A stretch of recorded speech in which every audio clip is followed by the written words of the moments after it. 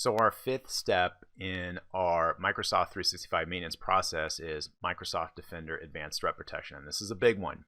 You're always going to have things that need to be done inside of Microsoft Defender Advanced Threat Protection. It's important to understand it comes with Windows Enterprise E5. It is part of Microsoft 365 E5. This is how you are going to centrally manage the security and stability of your Windows computers through the Microsoft Cloud. Some cool things that are inside this system.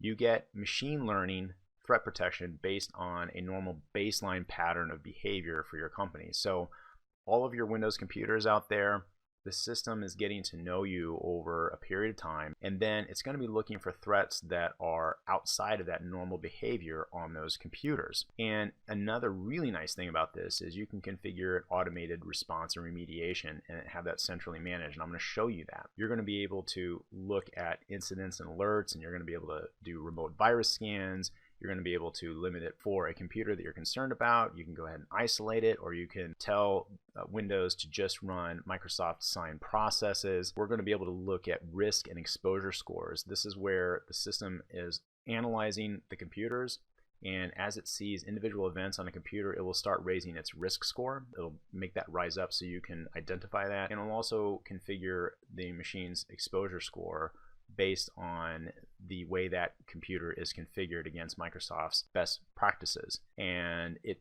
is keeping track of the changes you're making to make the computer hardened and more secure, and then it's giving you points for that. Of course, I'm going to show you where you're going to be able to check that your Windows computers are updating properly and that the antivirus is updating. It's also going to show us what we can do as far as our threat exposure around software that's on the individual computers.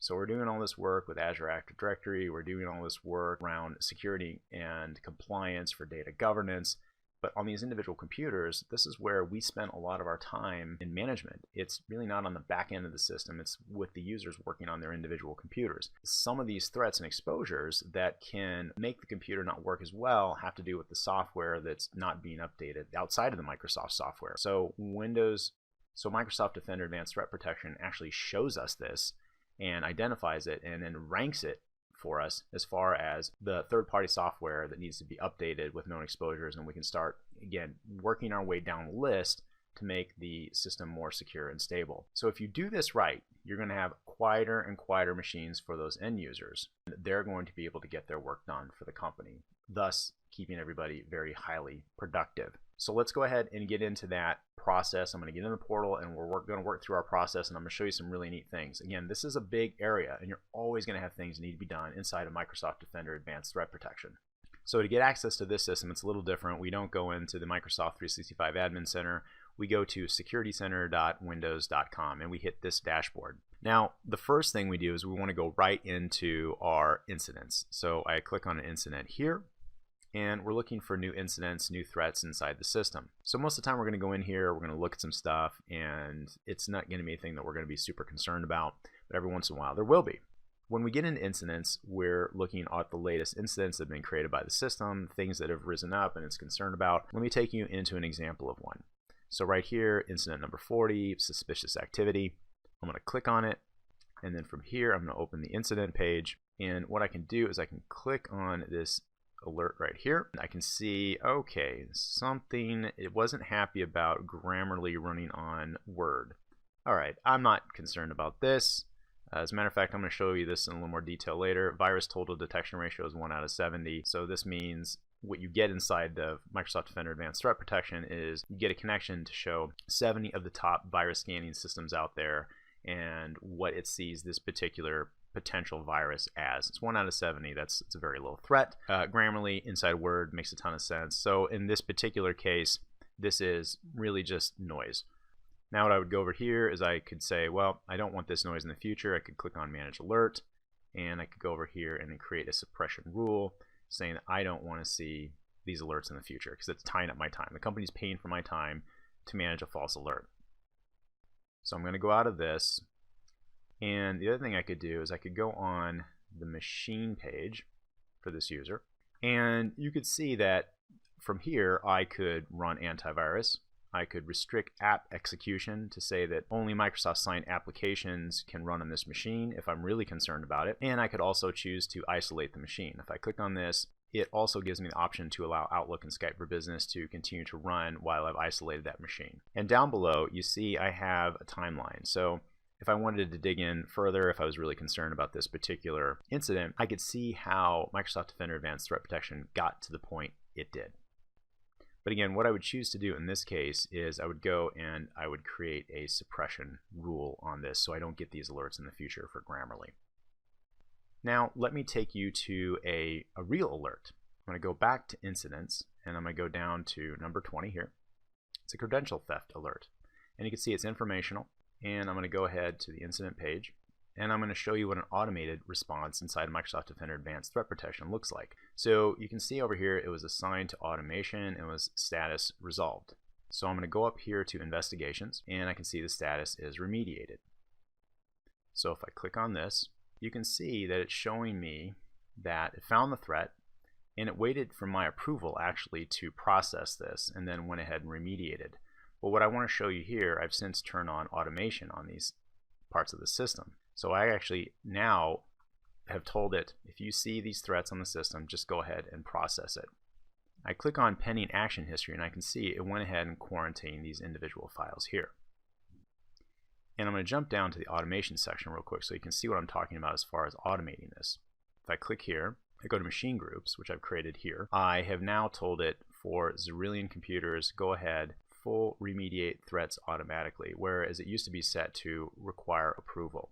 But inside that incident, I also want to show you something else that's really neat. I can click on machines, and I can open up the machine page for this user. I can click on the alert, and then I can click on the process that was running that created the alert, and I can see over here that it shows virus total detection ratio 33 out of 72. So if I click on this virus total, you can see here's all the big antivirus systems out there, and a bunch of them pick this up as a threat. So this gives me a lot of confidence that this is a problem file. And if I want to take extra steps in the future to make sure that this doesn't come back in the system, I could do things like block the file or go ahead and set up automated processes and things like that around these threat detections. Now I want to go in and look at our individual machines and look at our risk levels and exposure levels on those machines. So I'm going to click on the machine list, and you can see here we have risk level and exposure level. So if I click on risk level, I can sort these by risk from highest to lowest. You can say in general we're doing pretty good, but we have some computers that now have a medium risk. And so when we have medium risk computers, I would definitely create tickets on those to figure out what we need to do to bring down the risk level of that individual computer. And the same thing on exposure level. If I sort that here, you can see we got some work to do. I have some computers that are low risk, which is good, but I've got plenty of work to do here. This has to do with Microsoft's best practices about hardening these computers so that their exposure level is being reduced. And I'm going to show in another area where they rank and score how we have it configured and what we need to do to reduce our exposure level. It's a really powerful feature inside the system because, again, we decrease the risk level based on known threats on the individual computers, and the exposure level is all about being proactive on the system to keep the system nice and stable from future threats. And in this case, we have a user with a high exposure level. So if I clicked on that here, go ahead and look on the machine page, and I can start to see, what the security assessment is. And so for this user, I would definitely go ahead and create a ticket about getting their exposure level reduced. Next, I'm going to move over to the threat and vulnerability dashboard. And this is where basically I'm scored across our computers in our company. I can see what our exposure score is, that needs work, and our configuration score. So again, best practices, how Microsoft would recommend configuring your computers and ranking them all down here. And then your exposure distribution. Again, there's work to be done here. And over on the top security recommendations, it ranks everything. So from software patching of third-party software all the way down to configurations. As a matter of fact, if I go down here and click Show More, you'll see it ranks every one of those for us. So this is one I put in today, Update Firefox to version 68. Update Firefox. And so here, this has a weakness score of 78. So we get 6 out of 9 computers that have it are exposed. And if we go ahead and process this, this will reduce our exposure score by 14 points. And you can go ahead and just follow this list. And Microsoft did a nice job just ranking that. it shows you it's not just about the Windows operating system. It's not just about antivirus. It's not just about the Office desktop apps. It's all this other software that people have on their individual computers that are contributing to these potential instability issues, which tie up IT resources, which ultimately cost the company money to remediate these issues, and also cost the money in lost productivity from their staff that can't work on their system. And lastly, I want to go down to machine health. This is where we're going to do a check to see how we're doing as far as Windows updates and antivirus updates. Now, before we get into this, I want to go ahead and filter this for active computers. And here we have on the left side trends, and then on the right side we actually have the counts for our organization, the actual numbers. So right here, antivirus status for active Windows 10 machines. Okay, these numbers make sense here, looking good. And then how are we doing as far as updates? Fantastic. 17 is the right number for us. And then down here, I'm also looking at the Windows 10 version. So we're doing pretty good. Everybody's on 1809, and we got one person on 1803. And over time, that has gotten better and better. I think the last check I did, we had 4 people on 1803. So this is how we're generally checking for trends and the actual numbers to make sure that our computers are being updated. Or if we have computers that are failing updated, that are not updating, we would certainly make tickets on that. Or they're failing to update on Windows 10, we would make tickets for that as well. So it's important to understand Microsoft Defender Advanced Threat Protection. There's always a lot to do here. There's always tickets that need to be created out of this system. The end user management is always where a lot of work is done for a managed service company like Xerillion. I'd say 75% of the work has to do with the end users. It's not the back end systems. So the good news is when we move into Microsoft 365 Cloud Services, and we don't have the hardware and the software to deal with on the back end anymore, we still got to manage the computers for the users. They're still going to have issues. They're still going to have goofy things happen on their computers. But Microsoft Defender Advanced Threat Protection, which we get inside of E5, gives us great visibility. We can automate processes and gives us a path to make the system more secure, more stable for our users. And that's a quieter system overall. The company's going to spend less money on IT and can direct that money and resources to other areas of the business. And this is IT management and security work at a whole other level that you're used to. And one thing I would also say is when you get into this for the first time, it definitely is overwhelming. It took me a long time to get comfortable with it. Sometimes I'd be in the portal, it's so much to it, I would get the feeling like, well, okay, wait, where was I? How did I get to that? How did I even see this page the last time? And I'm trying to find this alert again. Just work through it, get through it. Just understand in the beginning, you're going to get overwhelmed. It's going to take you time to get comfortable with it. Maybe just focus on one area to start and then just keep working your way through it. And it's going to take you months and months and months to get really comfortable with it. But if you implement this correctly, you're going to have a nice, quiet, stable system. If you want to talk to us about putting Microsoft 365 inside of your company, let's talk.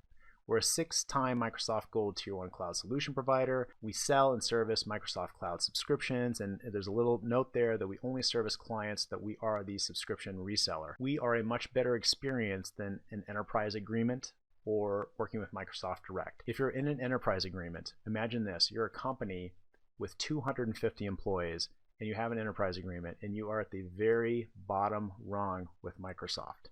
What do you think that experience is going to be like? And also you have to prepay on an annual basis for all your consumption. With a cloud solution provider model like us, you don't pay any extra and it's monthly. Add subscriptions, remove subscriptions, and it's a much better experience. Also, if you're working with Microsoft Direct, you're going to have a much better experience working with us as well. We're going to be able to guide you a lot better than just calling into the first level support with Microsoft.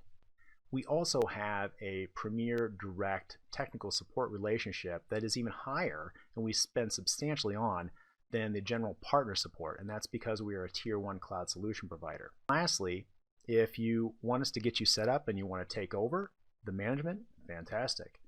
But also, if you want us to do all of the management and supporting your users with an unlimited help desk, unlimited system remediation, end user training, monthly IT management calls, and virtual CIO planning, which is what I do, you can talk to us about that too. That's our Confident Cloud Advantage. So finally, remember this, Microsoft 365 is the most advanced system that Microsoft has ever made, but it does require maintenance. Thanks for watching, and I'll see you in the next video.